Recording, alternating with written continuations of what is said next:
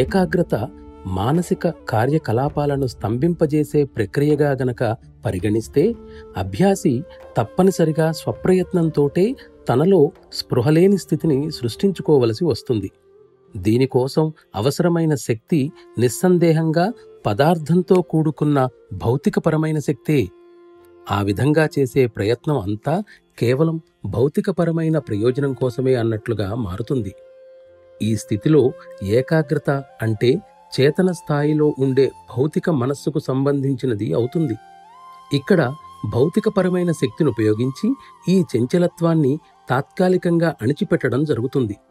ఈ విధంగా తమలో ఆ స్థితిని ఏర్పరచుకున్నవారు ఆంతరంగికంగా ఎంతో స్థూలత్వాన్ని, కాఠిన్యాన్ని పెంపొందించుకుని తమపై జరిగే సున్నితమైన సూక్ష్మాతి సూక్ష్మ ప్రభావాలకు వారు స్పందించలేని విధంగా మొద్దుబారిపోతారు. దీనికి నిదర్శనంగా ఇటువంటి ప్రత్యక్ష ఉదాహరణలు ఎన్నో ఉన్నాయి. ఆలోచనలను బలవంతంగా అణిచివేయడం వలన కలిగిన ఏకాగ్రత మనసుపై దాని భారాన్ని మోపుతుంది.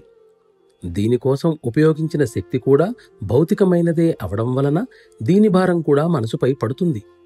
అందుచేత ఈ ఏకాగ్రత స్థితిని కోమా అనడం పొరపాటవుతుంది. ఎందుకంటే ఈ స్థితి సాధకుడిని భౌతికత్వానికి అతి సమీపంలో ఉంచుతుంది. కాబట్టి అటువంటి అర్థంలో చూస్తే ఈ ఏకాగ్ర స్థితిని బురద నేలతో పోల్చవచ్చు. ఎందుకంటే ఒకసారి బురద నేలలో కూరుకుపోతే అక్కడ నుండి తనంత తానుగా బయటపడడం చాలా కష్టం. అన్ని ప్రయత్నాలు విరమించి అడ్డంగా పడిపోతే తప్ప దానిలో కూరుకుపోకుండా తనను తాను కాపాడుకోలేడు. ఈ స్థితితో ముందుకు కొనసాగేవారు తమతో పాటు ఈ భౌతికత్వాన్ని కూడా చివరిదాకా తీసుకువెడుతూ ఉంటారు.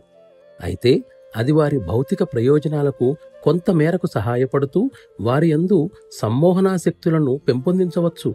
కానీ స్వచ్ఛమైన ఆధ్యాత్మిక సాధనకు ఎంతమాత్రం ఉపయోగపడదు.